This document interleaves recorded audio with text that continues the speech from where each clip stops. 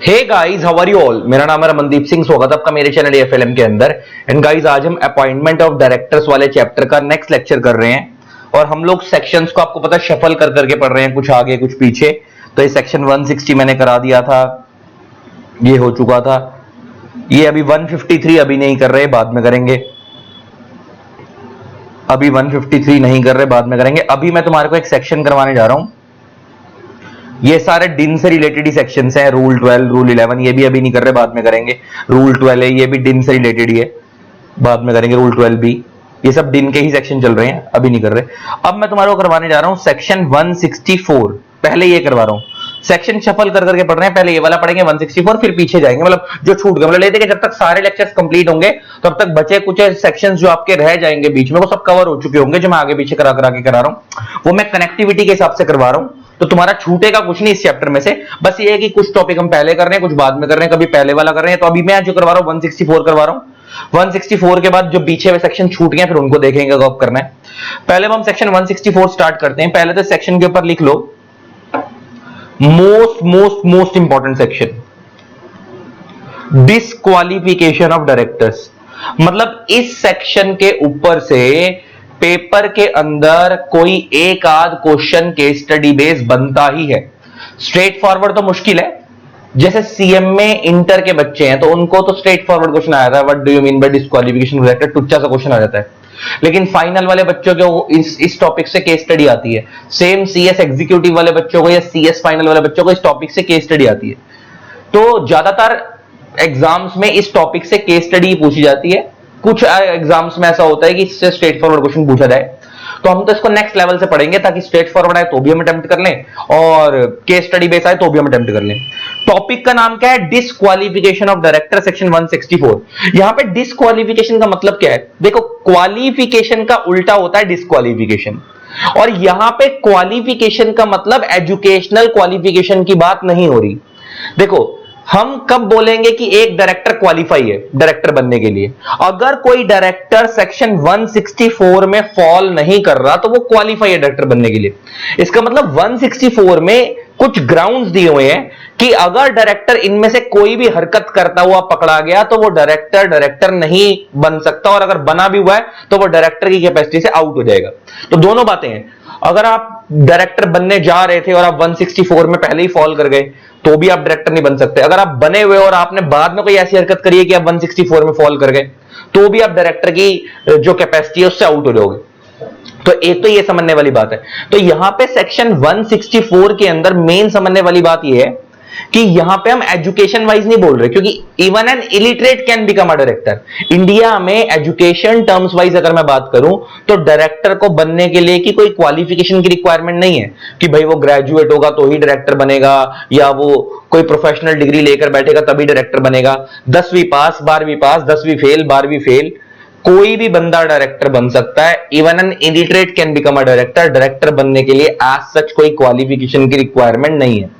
बहुत सारी companies India के अंदर ऐसी हैं जिनको हम लाला कंपनीज बोलते हैं, प्राइवेट कंपनीज बोलते हैं, जहां पे डायरेक्टर्स अनपढ़ हैं, 10वीं पढ़े में, 12वीं पढ़े में, और सीएस उनके नीचे काम कर रहे हैं। क्योंकि डायरेक्टर्स पे पैसा बहुत था, लाला थे, तो शेयर होल्डर भी खुद ही बन गए, डायरेक्टर भी खुद ही बन गए, अपनी कंपनी बना ली, उन्हें हम लाला कंपनीज बोलते हैं। तो इंडिया में आपको बहुत सारे डायरेक्टर्स ऐसे दिख जाएंगे जो इलिटरेट है लेकिन डायरेक्टर है। तो इसलिए डायरेक्टर बनने के लिए एजुकेशन क्वालिफिकेशन कोई नहीं चाहिए। लेकिन डायरेक्टर बनने के लिए नेगेटिव एक लिस्ट दी हुई है। नेगेटिव लिस्ट मींस आप इसमें अगर फॉल कर गए तो आप डायरेक्टर नहीं बन सकते, और इसे हम नाम दे रहे हैं डिस्क्वालिफिकेशन, कि आप डायरेक्टर बनने से डिस्क्वालीफाई हो जाओगे, या अगर बने भी हो तो आप डायरेक्टर की कैटेगरी से आउट हो जाओगे, डिस्क्वालीफाई हो जाओगे। इसका मतलब अगर आप डिस्क्वालिफिकेशन में नहीं आ रहे तो इसका मतलब आप क्वालिफाई हो, फिर आप डायरेक्टर बन सकते हो। इसका मतलब जब भी कोई व्यक्ति डायरेक्टर बनना चाहता है किसी कंपनी में तो हम उसकी एजुकेशनल क्वालिफिकेशन तो नहीं देखते, लेकिन हम ये जरूर देखते हैं कि वो 164 में तो नहीं आ रहा। अगर वो 164 में ये जो पॉइंट्स दिए हुए हैं अगर वो इनमें से किसी एक पॉइंट में आ रहा है तो इसका मतलब वो डिस्क्वालीफाई है, फिर वो डायरेक्टर नहीं बन सकता। ठीक है ना?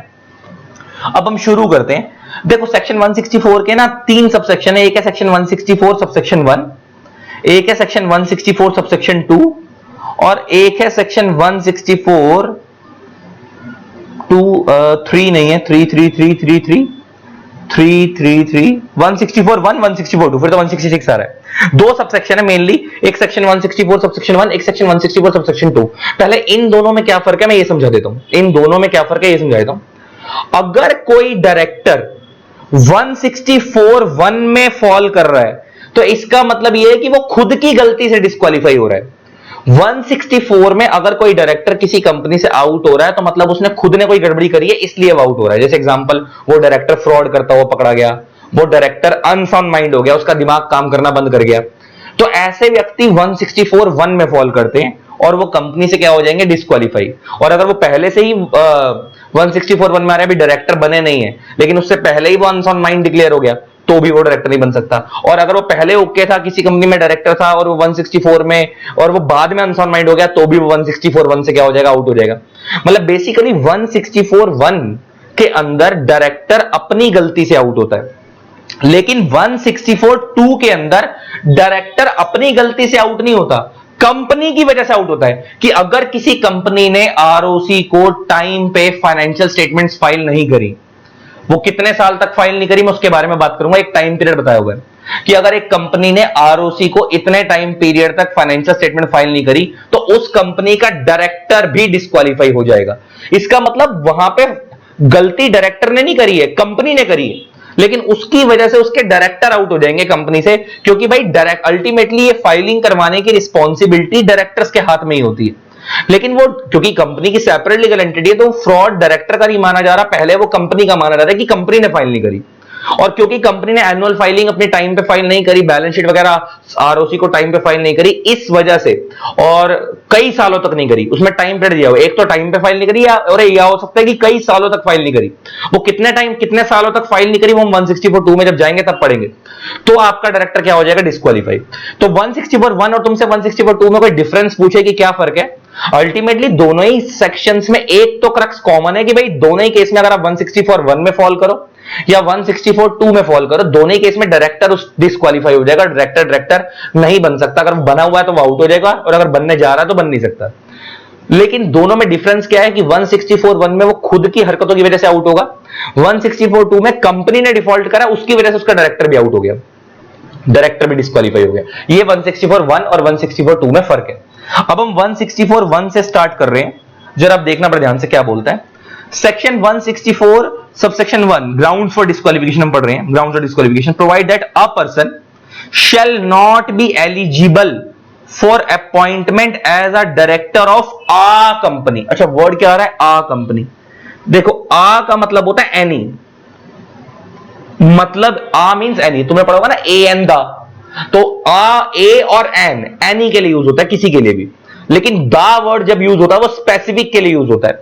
यहां पे वर्ड आ लिखा है, दा लिखा है, आ लिखा है, इसका मतलब ये हो गया कि अगर वो डायरेक्टर 164(1) के ग्राउंड्स में आता है तो वो किसी भी कंपनी में, एनी कंपनी मींस किसी भी कंपनी में डायरेक्टर नहीं बन सकता।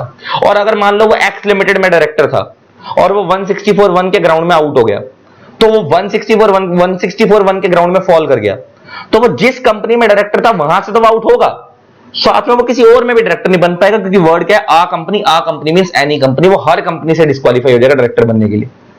जैसे मैं एग्जांपल लेके बात करूं, कोई व्यक्ति है मिस्टर ए, जैसे एग्जांपल लेके बात करते हैं, फिर इसको पढ़ेंगे। कोई व्यक्ति है मिस्टर ए, मान लो एक कंपनी है एक्स लिमिटेड, एक कंपनी है एक्स लिमिटेड, एक पर्सन है मिस्टर ए, मान लो ये मिस्टर ए इस एक्स लिमिटेड के अंदर डायरेक्टर था, ऑलरेडी डायरेक्टर था, लेकिन ये मिस्टर ए अनसाउंड माइंड हो गया। पहले तो ये डायरेक्टर था लेकिन बाद में क्या हो गया, अनसाउंड माइंड हो गया। अब जैसे ये अनसाउंड माइंड डिक्लेयर हो गया, मतलब इसका दिमाग काम करना बंद हो गया, पागल हो गया, तो ये सेक्शन 164(1) से आउट हो गया। 164(1) में क्या हो गया, डिस्क्वालीफाई हो गया, तो ये 164(1) से डिस्क्वालीफाई हो गया। अब ये डिस्क्वालीफाई हो गया तो अब ये डायरेक्टर नहीं रह सकता। अब जब ये डायरेक्टर नहीं रह सकता तो ये 164(1) में एक्स लिमिटेड से तो आउट होगा, साथ में अगर मान लो इसका उसने सोचा कि यार एक्स लिमिटेड ने तो मेरे को भगा दिया है क्योंकि मेरे को पागल बोल के, अब मैं वाई लिमिटेड में जाकर डायरेक्टर बन जाता हूं, तो ये यहां भी नहीं बन सकता, क्योंकि वर्ड क्या है, आ कंपनी, तो आ कंपनी मींस एनी कंपनी, ये किसी में भी डायरेक्टर नहीं बन पाएगा अगर ये 164(1) में फॉल कर गया तो। ठीक है जी। और अभी हम ऐसे इस तरीके से आगे पढ़ेंगे, कुछ जगह पे वर्ड आ कंपनी लिखा होगा, कुछ जगह पे वर्ड दा कंपनी लिखा होगा, तो जहां दा लिखा होगा मतलब वो सिर्फ उसी कंपनी से आउट होगा, बाकी कंपनियों में डायरेक्टर बन सकता है। लेकिन जहां आ कंपनी लिखा होगा इसका मतलब वो यूनिवर्सल पॉइंट है, वो किसी भी कंपनी में डायरेक्टर नहीं बन सकता। तो अभी ये आ कंपनी से स्टार्ट हो रहा है तो इसका मतलब ये यूनिवर्सल है, मतलब वो किसी भी कंपनी में डायरेक्टर नहीं बन सकता। तो जैसे पहला आता है, he is of unsound mind and stands so declared by competent court। ये बड़ा इंपॉर्टेंट पॉइंट है, stands so declared by competent court। मतलब कोई व्यक्ति आपको लगता है पागल हो गया तो वो आपके बोलने से पागल पागल नहीं माना जाएगा। किसी भी पागल को अगर आपको पागल डिक्लेयर करवाना है तो कोर्ट से डिक्लेयर करवाना पड़ेगा। जब कोर्ट उसे डिक्लेयर कर देगा कि हाँ भाई ये बंदा अनसाउंड माइंड हो गया है, तभी वो बंदा अनसाउंड माइंड माना जाएगा। तुम्हारे बोलने से कोई बंदा पागल पागल नहीं माना जाएगा। तो अगर कोई व्यक्ति अनसाउंड माइंड है और उसे कोर्ट ने डिक्लेयर कर दिया है कि हाँ ये अनसाउंड माइंड हो चुका है, तो ऐसे केस में वो बंदा किसी भी कंपनी में डायरेक्टर नहीं बन सकता। नेक्स्ट आता है, he is an undischarged insolvent. अब सुनना मेरी बात ध्यान से, क्या है, देखो हमारे इंडिया में इंसॉल्वेंट ना दो तरीके के होते हैं। हमारे इंडिया में ये अनडिस्चार्ज इंसॉल्वेंट क्या होता है मैं वो समझा रहा हूं। हमारे इंडिया में इंसॉल्वेंट दो तरीके के होते हैं, एक होता है डिस्चार्ज इंसॉल्वेंट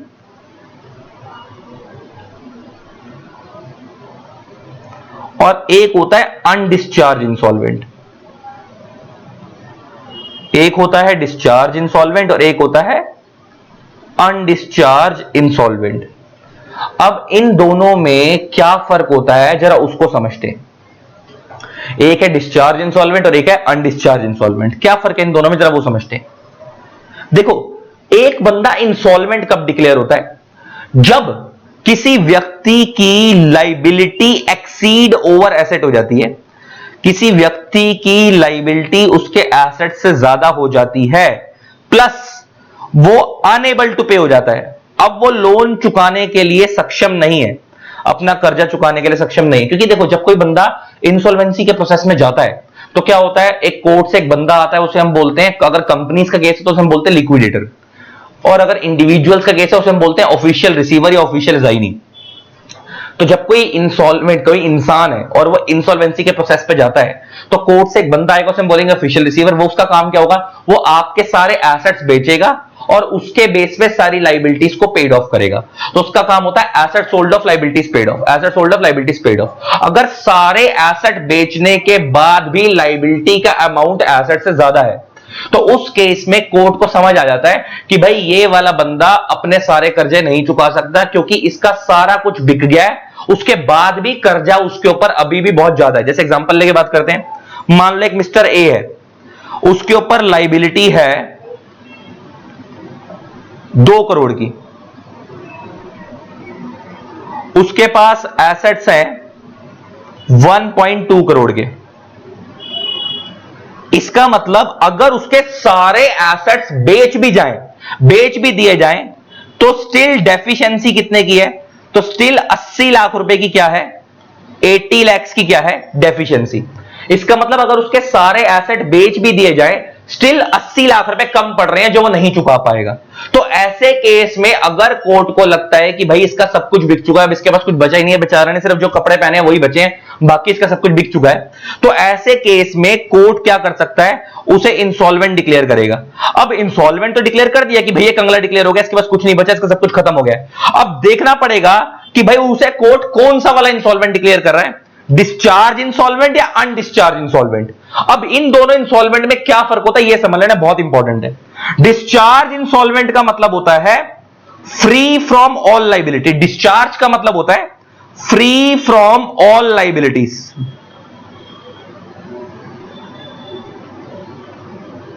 तो अनडिस्चार्ज का मतलब हो गया not free from all liabilities.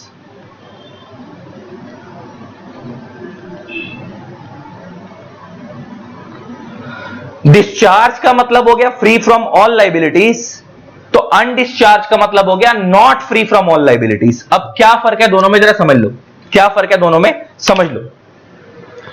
अगर कोई व्यक्ति इंसॉल्वेंट डिक्लेयर होता है तो इंसॉल्वेंट डिक्लेयर होने के बाद कई बार कोर्ट किसी व्यक्ति को सर्टिफिकेट ऑफ डिस्चार्ज देता है। क्या देता है, सर्टिफिकेट ऑफ डिस्चार्ज। तो जिसको सर्टिफिकेट ऑफ डिस्चार्ज मिल जाएगा उसे हम बोलेंगे डिस्चार्ज इंसॉल्वेंट, एंड जिसको सर्टिफिकेट ऑफ डिस्चार्ज नहीं मिलेगा कोर्ट से उसे हम बोलेंगे अनडिस्चार्ज इंसॉल्वेंट। अब ये सर्टिफिकेट ऑफ डिस्चार्ज मिलने का इंपैक्ट क्या होता है, इसका मतलब क्या होता है? जैसे इस एग्जांपल में इस बंदे के पास एसेट थे 1.2 करोड़ के, इसके ऊपर लायबिलिटी थी 2 करोड़ की। एसेट था 1.2 करोड़ का, लायबिलिटी कितने की थी? 2 करोड़ की। इसका मतलब अगर हम इसके सारे एसेट्स बेच भी दें, स्टिल इसके ऊपर डेफिशिएंसी कितने की? 80 लाख रुपए की। तो अब ऐसे केस के अंदर जब ये कोर्ट में गया तो कोर्ट को लगा कि भाई ये बंदा आगे तो चुका नहीं पाएगा, तो कोर्ट ने उसको इंसॉल्वेंट डिक्लेयर कर दिया। अब कोर्ट ने उसे इंसॉल्वेंट डिक्लेयर करने के बाद अगर सर्टिफिकेट ऑफ डिस्चार्ज दे दिया तो इसका इंपैक्ट यह है कि कोर्ट ने उसको फ्री फ्रॉम ऑल लायबिलिटी कर दिया। फ्री फ्रॉम ऑल लायबिलिटी करने का मतलब यह है कि कल को अब जब वो इंसान, अब तो इंसॉल्वेंट डिक्लेयर हो गया, अब जिंदगी जब दोबारा स्टार्ट करेगा, फ्रेश पैसा कमाना शुरू करेगा, जीरो से वापस अपना करियर बिल्ड करने की कोशिश करेगा। अगर वो कल को फ्यूचर में पैसा कमा भी लेता है तो भी अब उसका पुराने वाले कर्जों से कोई लेना देना नहीं है, क्योंकि उसको कोर्ट से क्या मिल गया है? सर्टिफिकेट ऑफ डिस्चार्ज मिल गया, मतलब फ्री फ्रॉम ऑल लायबिलिटी हो चुका है। इसका मतलब ये हो गया कि उसकी जो पुरानी डेफिशिएंसी 80 लाख रुपए की, भले ही वो आज की डेट में, क्योंकि इंसॉल्वेंट डिक्लेयर हो ही चुका था उस टाइम पे, भले ही उसने दोबारा से जब सब कुछ स्टार्ट करा बिजनेस वगैरह और वो करोड़पति बन गया, तो स्टिल अब पुराने वाले क्रेडिटर उससे पैसा मांगने नहीं आ सकते वो 80 लाख रुपए जो बैलेंस बचा था, क्योंकि उसको कोर्ट से सर्टिफिकेट ऑफ डिस्चार्ज मिल गया था। इसका मतलब एक किस्म से उसका एक पुनर्जन्म हो गया, उसके पुराने पाप सारे धुल गए, उसका पुराना कर्जा कोर्ट ने क्या कर दिया? माफ कर दिया, और उसको क्या दे दिया? Certificate of discharge. अब वो फ्यूचर में जो भी पैसा कमाएगा उसमें पुराने वाले क्रेडिटर्स की कोई इंटरफेरेंस नहीं होगी, क्योंकि वो फ्री फ्रॉम ऑल लायबिलिटी है, जो वो पैसा कमाएगा उसका। तो पहले वाले 80 लाख उसके टोटल माफ हो गए, जो बचे हुए थे उसको कुछ चुकाने की जरूरत नहीं है। लेकिन अगर कोर्ट ने उसको उस टाइम इंसॉल्वेंट डिक्लेयर कर दिया और उसको सर्टिफिकेट ऑफ डिस्चार्ज नहीं दिया, तो फिर वो क्या कहलाएगा? Undischarged insolvent. और अगर वो अनडिस्चार्ज इंसॉल्वेंट है तो इसका इंपैक्ट ये है कि फ्यूचर के अंदर कल को वो जितना भी पैसा कमाएगा अपनी जिंदगी जब दोबारा स्टार्ट करेगा, तो पैसा कमाने के बाद पहले वो पुराने वाले लोगों के कर्जे चुकाएगा जो उसके 80 लाख रुपए पेंडिंग है। जब वो चुका देगा फिर वो आगे की अपनी कमाई जो भी कमाएगा वो अपने लिए रखेगा। इसका मतलब ये हो गया कि कोर्ट पे जब भी अगर कोई व्यक्ति इंसॉल्वेंट होने के प्रोसेस पे आ जाए तो वो ये दुआ मनाए कि उसको कोर्ट क्या दे दे? सर्टिफिकेट ऑफ डिस्चार्ज दे दे, उसे डिस्चार्ज इंसॉल्वेंट डिक्लेयर कर दे। उससे फायदा ये होगा कि उसके जो पुराने कर्जे पेंडिंग है वो सब माफ हो जाएंगे। वो फ्यूचर में जो भी पैसा कमाएगा वो एक किस्म से फ्रेश जिंदगी स्टार्ट होगी, उसको पुराने वाला पैसा जो डेफिशिएंसी जैसे इस एग्जांपल में 80 लाख की थी उसको वो चुकाने की जरूरत नहीं है। लेकिन अगर उसको कोर्ट से सर्टिफिकेट ऑफ डिस्चार्ज नहीं मिला, इसका मतलब वो अनडिस्चार्ज इंसॉल्वेंट है। तो इसकी इंटरप्रिटेशन ये है कि वो अभी तो इंसॉल्वेंट डिक्लेयर हो गया, लेकिन वो फ्यूचर में जो भी पैसा कमाएगा उससे वो पहले पुराने वाले कर्जे चुकाएगा, फिर वो आगे की जिंदगी अपनी व्यतीत करेगा, आगे बढ़ेगा। इसका मतलब ये हो गया कि पुराने पाप नहीं धुले। और यहां पे वर्ड क्या लिखा है? अगर आपको किसी कोर्ट ने इंसॉल्वेंट तो डिक्लेयर करा लेकिन अनडिस्चार्ज इंसॉल्वेंट डिक्लेयर करा तो आप डिस्क्वालीफाई हो, तो आप कंपनी के डायरेक्टर नहीं बन सकते किसी भी कंपनी के, और अगर बने भी हो तो आप आउट हो जाओगे। लेकिन अगर मैं इसी को उल्टा कर दूं, क्या? अगर उसको कोर्ट ने डिस्चार्ज इंसॉल्वेंट डिक्लेयर करा, मतलब उसको सर्टिफिकेट ऑफ डिस्चार्ज दे दिया, तो उस केस के अंदर फिर वो क्या बन सकता है? किसी कंपनी के अंदर डायरेक्टर बन सकता है और कोई दिक्कत नहीं है। तीसरा आता है he has applied to be adjudicated means declared as insolvent and his application is pending। अब इन दोनों को कनेक्ट करो तो फिर क्रक्स निकालते हैं। कोई व्यक्ति जो अभी तक इंसॉल्वेंट डिक्लेयर हुआ नहीं है, देखो इंसॉल्वेंट डिक्लेयर होने के बाद पता लगता है कि वो डिस्चार्ज इंसॉल्वेंट है या अनडिस्चार्ज इंसॉल्वेंट है, वो तो इंसॉल्वेंट डिक्लेयर होने के बाद पता लगेगा। थर्ड पॉइंट में तो ये है कि उसने अभी तक इंसॉल्वेंट डिक्लेयर हुआ ही नहीं, अभी तो उसने सिर्फ एप्लीकेशन लगाई है कोर्ट के अंदर कि भाई मेरे को इंसॉल्वेंट डिक्लेयर कर दिया जाए, मेरे पास कर्जा चुकाने के पैसे नहीं है। तो और उसकी एप्लीकेशन अभी क्या है? पेंडिंग है, मतलब अभी डिसीजन नहीं आया है, तो भी वो क्या हो जाएगा? इंसॉल्वेंट। तो अगर मैं तीनों को क्रक्स बनाऊं तो क्रक्स क्या निकला? कोई व्यक्ति जिसने कोर्ट में एप्लीकेशन लगाई है कि भाई मेरे को इंसॉल्वेंट डिक्लेयर कर दिया जाए और उसकी एप्लीकेशन अभी पेंडिंग है, मींस उसका भी रिजल्ट नहीं आया कि वो इंसॉल्वेंट डिक्लेयर होगा या नहीं होगा, या डिस्चार्ज वाला होगा या अनडिस्चार्ज वाला होगा, अभी ऐसा कुछ भी जजमेंट नहीं आई है, अभी सिर्फ उसने एप्लीकेशन लगाई है इंसॉल्वेंट होने के लिए और वो एप्लीकेशन पेंडिंग है। तो जब तक उस एप्लीकेशन का फाइनल डिसीजन नहीं आता तो वो तब तक डिस्क्वालीफाई रहेगा, वो डायरेक्टर अपॉइंट नहीं हो सकता। अगर वो है भी तो वो आउट हो जाएगा, पहली कैटेगरी। दूसरी कैटेगरी, अगर उसका रिजल्ट आ गया एप्लीकेशन का, वो डिक्लेयर हो गया इंसॉल्वेंट, तो अब इंसॉल्वेंट डिक्लेयर होने के बाद फिर अब ये देखा जाएगा कि वो डिस्चार्ज इंसॉल्वेंट डिक्लेयर हुआ या अनडिस्चार्ज इंसॉल्वेंट डिक्लेयर हुआ। अगर वो अनडिस्चार्ज इंसॉल्वेंट डिक्लेयर हुआ तो वो पहले ही आउट था, पहले ही वो डिस्क्वालीफाई था, तो वो अगेन डिस्क्वालीफाई रहेगा। अब वो डायरेक्टर नहीं बन सकता, अब वो डायरेक्टर नहीं बन सकता क्योंकि उसे कोर्ट ने अनडिस्चार्ज इंसॉल्वेंट डिक्लेयर करा है।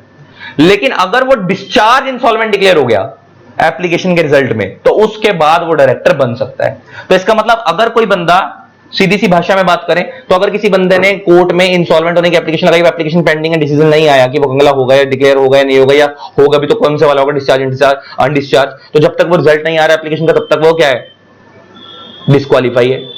एप्लीकेशन लगा दी, रिजल्ट आ गया जजमेंट का, इंसॉल्वेंट डिक्लेयर कर दिया, अब रिजल्ट के अंदर अनडिस्चार्ज इंसॉल्वेंट डिक्लेयर करा, उसे सर्टिफिकेट डिस्चार्ज नहीं मिला, तो भी वो डिस्क्वालीफाई रहेगा, तो भी वो डायरेक्टर नहीं बन सकता। लेकिन अगर उसे सर्टिफिकेट डिस्चार्ज मिल गया तो वो डिस्चार्ज इंसॉल्वेंट है, तब वो डायरेक्टर बन सकता है, ठीक है, तब वो डिस्क्वालीफाई नहीं है। नेक्स्ट पॉइंट क्या है, he has been convicted. Convicted का मतलब होता है कोर्ट ने दोषी डिक्लेयर कर दिया है। कन्विक्टेड, देखो एक होता है वर्ड, होता है एक वर्ड, देखो एक होता है वर्ड कन्विक्शन, एक वर्ड होता है एक्यूज्ड, एक होता है वर्ड कन्विक्शन। दोनों में फर्क समझ आता है। एक्यूज का मतलब है कि अभी आपके ऊपर आरोप लगा है लेकिन अभी गुनाह डिक्लेयर नहीं हुआ कि आप गुनहगार हो या नहीं। मान लो मैंने बोला कि उस बंदे ने उस बंदे का मर्डर करा है, मैंने कोर्ट में बोला, तो जिसके ऊपर मैंने कोर्ट में केस करा है वो बंदा एक्यूज कहलाएगा, अभी कन्विक्ट नहीं कहलाएगा। अभी मैंने सिर्फ आरोप लगाया तो अभी वो एक्यूज्ड है। अगर वो आरोप उसके फेवर में प्रूव हो जाता है कि हां भाई इसी ने मर्डर करा था, तो वही एक्यूज क्या बन जाएगा, कन्विक्ट बन जाएगा। वही एक्यूज क्या बन जाएगा, कन्विक्ट। तो यहां पे वर्ड कन्विक्ट आ रहा है, एक्यूज नहीं आ रहा, पहले तो ये समझना है। इसका मतलब कोर्ट ने उस बंदे को दोषी डिक्लेयर कर दिया है, कोर्ट ने उस बंदे को किसी गुनाह में दोषी डिक्लेयर कर दिया है। अब डिक्लेयर कर दिया तो क्या होगा, जरा ध्यान से सुनना, जरा एक मिनट समझते हैं इसको। मैं पहले इसको बोल्ड कर दूं, इस वर्ड को।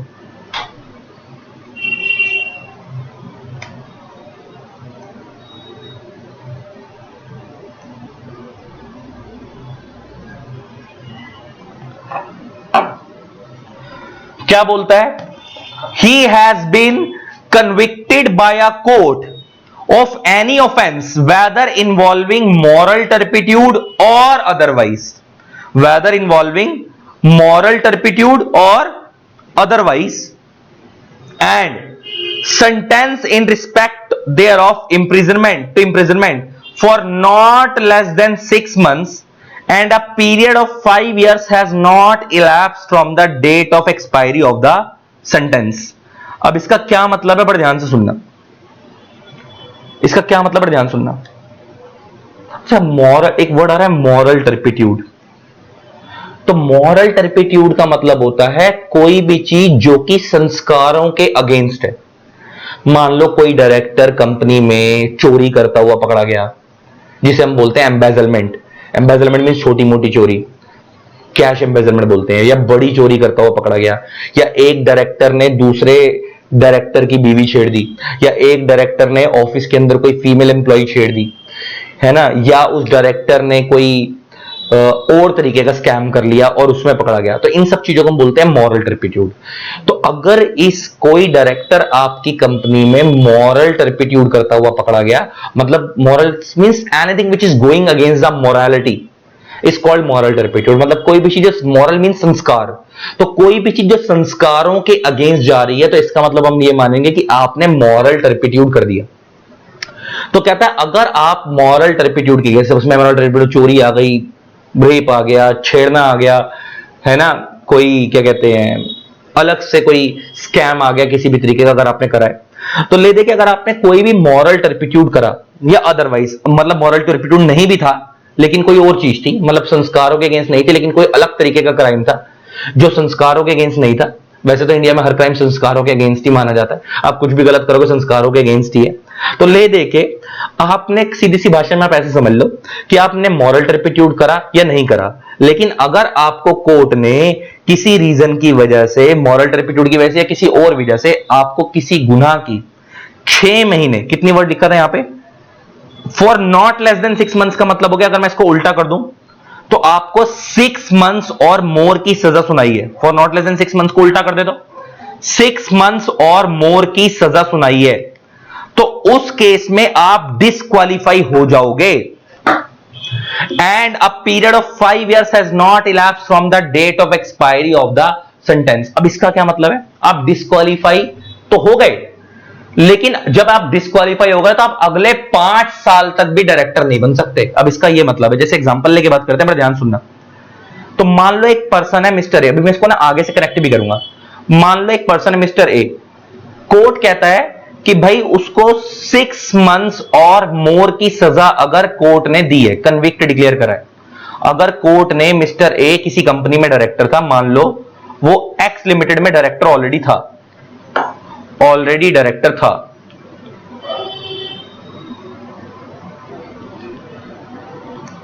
मान लो मिस्टर ए एक्स लिमिटेड में ऑलरेडी डायरेक्टर था और उसको 6 महीना या उससे ज्यादा की सजा दी गई है। मान लो एग्जांपल लेके बात करते हैं, उसको 2 साल की सजा मिली है, 2 years की सेंटेंस मिली है, इंप्रिजनमेंट मिली है, तो 2 साल तब तक तो वो जेल में ही है, तब तक तो वो डिस्क्वालीफाई है ही, प्लस अगले वाले 5 साल तक भी वो डायरेक्टर नहीं बन सकता, उसके बाद ही बन पाएगा। इसका मतलब यहां पे क्या लिखा है, अगर किसी व्यक्ति को कम से कम 6 महीने की सजा मिले, नॉट लेस देन 6 मंथ्स में उल्टा कर दे तो 6 मंथ्स और मोर की सजा मिल रही है, and a period of 5 years has not elapsed from the date of expiry of the sentence.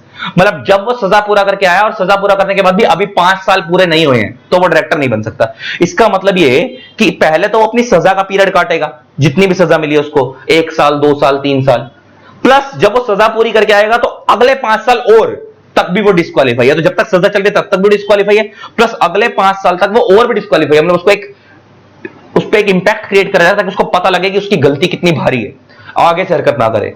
तो वो डायरेक्टर फिर कब बन पाएगा, सजा मिली 2 साल की, 5 साल तक वो डिस्क्वालीफाई, वो 7 साल के बाद डायरेक्टर बन पाएगा अगर वो किसी कंपनी बनना चाहता है। सेम ऐसे एक और एग्जांपल लेकर बात करें, मान लो एग्जांपल लेकर बात करते हैं, लिखा है ना 6 मंथ्स और मोर, तो यहां पे कम से कम उसको अगर 6 महीने से ज्यादा की सजा मिली है, तो अगर मान लो उसको 4 साल की सजा मिली है, 4 years की इंप्रिजनमेंट मिली है, सेंटेंस मिली है, तो 4 साल की तो जेल ही हो गई वो, प्लस फिर 5 साल और, मतलब 5 साल जितने की सजा है उसमें 5 साल और जोड़ दो, तो अब वो 4 साल जब तक जेल में है तब तक भी वो डिस्क्वालीफाई है, जब वो जेल से बाहर आ गया तो अगले 5 साल तक भी वो डिस्क्वालीफाई है, वो डायरेक्टर नहीं बन सकता 9 साल तक किसी भी कंपनी में।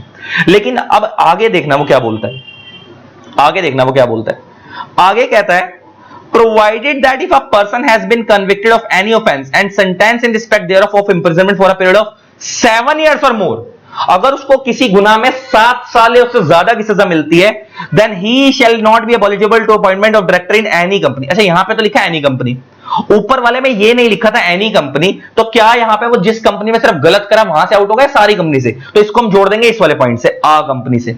तो यहां पे भी लिखा नहीं है लेकिन वो भी एनी कंपनी है, मतलब ले दे के मेरे कहने की सेंस ये है। अब इस दोनों को पॉइंट को कनेक्ट करूंगा, प्रोवाइडेड दैट और इसको कनेक्ट करूंगा, इसको मैं ऐसे जोड़ सकते हैं, अगर आपको 6 महीने या 6 महीने से ज्यादा की सजा मिली है लेकिन आपकी सजा लेस देन 7 years है, तो आप 5 साल तक डिस्क्वालीफाई हो, मतलब जितने की सजा है term of imprisonment plus 5 years तक डिस्क्वालीफाई हो। लेकिन अगर आपको किसी ऑफेंस में 7 साल या उससे ज्यादा की सजा मिली है तो फिर आप लाइफ टाइम के लिए डिस्क्वालीफाई हो, क्योंकि आगे अब ये नहीं लिखा कि आप कितने साल तक डिस्क्वालीफाई रहोगे, फिर आप कभी भी डायरेक्टर नहीं बन सकते। तो अब मैं 2 कैटेगरी बनवाता हूं, जरा सुनना बात ध्यान से। क्या है, अगर आपको जो इंप्रिजनमेंट हुई है वो 6 months और मोर की है बट लेस देन 7 years की है, 6 महीने या 6 महीने से ज्यादा की सजा है बट लेस देन 7 years है, तो आप डिस्क्वालीफाई तो होगे कितने टाइम के लिए, टर्म ऑफ इंप्रिजनमेंट जितने साल तक की सजा मिली है प्लस 5 years तक आप क्या रहोगे, डिस्क्वालीफाई रहोगे इन एनी कंपनी, इन एनी कंपनी, किसी भी कंपनी में नहीं बन सकते। लेकिन अगर आपको इंप्रिजनमेंट जो मिली है वो 7 years और मोर की मिली है, अगर आपको किसी गुनाह में 7 साल या उससे ज्यादा की सजा मिली है तो उस केस में भी आप डिस्क्वालीफाई हो जाओगे। डिस्क्वालीफाई तो आप तब भी हो जाओगे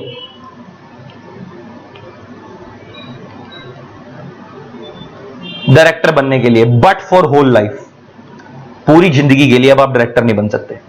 मान लो किसी बंदे को 8 साल की सजा मिली है, 10 साल की सजा मिली है, 14 साल की सजा मिली है, तो उसको 7 साल से ज्यादा की सजा मिली है ना, तो अब वो सजा काट के आ भी जाएगा तो वो सारी जिंदगी डायरेक्टर नहीं बन सकता। तो हमने दो कैटेगरीज को जोड़ दिया, इन दोनों पॉइंट्स को जोड़ दिया। ऊपर वाले पॉइंट में क्या बोला था, अगर उसको 6 महीने या उससे ज्यादा की सजा मिली है मोरल टर्पिट्यूड के केस में, अदरवाइज किसी और केस में भी, मगर सजा मिल चुकी है, उसे कन्विक्ट डिक्लेयर कर दिया गया और सजा नॉट लेस देन 6 मंथ्स को उल्टा कर दे दो, 6 महीने या उससे ज्यादा की सजा है, तो उस केस में वो डायरेक्टर नहीं बन सकता जितने टाइम तक की सजा तब तक भी, and a period of 5 years has not elapsed from the date of expiry of the sentence, mean साथ में 5 साल और। तो मान लो अगर उसको 2 साल की सजा मिली, 6 महीने से ज्यादा की सजा, ज्यादा वाला केस हो गया, तो 2 साल की सजा प्लस 5, जब तक सजा है तब तक भी डिस्क्वालीफाई है, प्लस अगले 5 साल तक भी डिस्क्वालीफाई है। मान लो उसको 4 साल की सजा मिली, तो वो 4 साल तक जब तक सजा चलती है तब तक भी डिस्क्वालीफाई है, आगे 5 साल तक भी डिस्क्वालीफाई है। मान लो उसको 6 साल की सजा मिली, तो 6 साल की सजा जब तक चलती है तब तक भी डिस्क्वालीफाई है और आगे 5 साल तक भी डिस्क्वालीफाई है। लेकिन अगर मान लो उसको 7 साल की सजा मिल गई, तो फिर वो नीचे वाला पॉइंट लग गया। अगर उसको 7 years और मोर की सजा मिल गई, तो उस केस में फिर आगे ये नहीं लिखा वो कब तक डिस्क्वालीफाई है, वहां से ऊपर तो लिखा था अगले 5 साल तक डिस्क्वालीफाई, यहां पे लिखा shall not be eligible appointed as director in any company, मतलब वो फिर होल लाइफ के लिए डिस्क्वालीफाई है, फिर वो जिंदगी में कभी डायरेक्टर नहीं बन सकता। हाँ, अगर बच्चा बोलता सर अगर मान लो उसको 6 महीने से कम की सजा मिली है, तो बस फिर कोई दिक्कत नहीं है, फिर वो सजा काट कर आ जाए, फिर वो डायरेक्टर बन सकता है। जब वो सजा पूरी कर लेगा डायरेक्टर, मान लो उसको 3 महीने की सजा मिली थी, 1 महीने की सजा मिली थी, 2 महीने की सजा मिली थी, तो जब वो जेल काट कर आ जाएगा उसके बाद वो डायरेक्टर बन सकता है। फिर ये 5 साल वाला कंसेप्ट नहीं लगेगा कि आगे 5 साल तक नहीं बनेगा। तो उसके लिए 3 कैटेगरी बनाते हैं। मान लो अगर किसी डायरेक्टर को 6 महीने से कम की सजा मिली है, तो जब तक सिर्फ सजा है वो तब तक डिस्क्वालीफाई है, उसके बाद वो सजा काट कर आएगा, वो डायरेक्टर बन सकता है। अगर किसी डायरेक्टर को 6 महीने या उससे ज्यादा की सजा मिली है मगर 7 साल से कम की मिली है, 1 साल, 2 साल, 3 साल, 4 साल, 5 साल, ऐसे 6 साल, तो जितने टाइम तक की सजा है वो तब तक भी डिस्क्वालीफाई है और अगले 5 साल तक भी डिस्क्वालीफाई है। अगर उसको 7 साल या उससे ज्यादा की सजा मिली है तो वो फिर होल लाइफ के लिए डिस्क्वालीफाई है, वो कभी भी डायरेक्टर नहीं बन सकता। ये डी पॉइंट हमारा खत्म हो गया। अब हम ई पॉइंट पे आते हैं।